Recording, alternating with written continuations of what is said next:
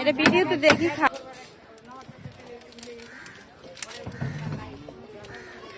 এগুলো কি flavour? Orange lemon flavour, mango, তিনটা ফ্লেভার দেওয়া হয়।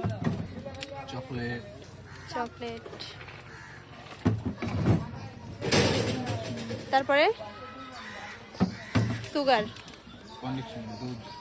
ও খুশি গোলগাপ্পা দেখি খেয়ে দেখো কেমন লাগে গোলগাপ্পা, মজা।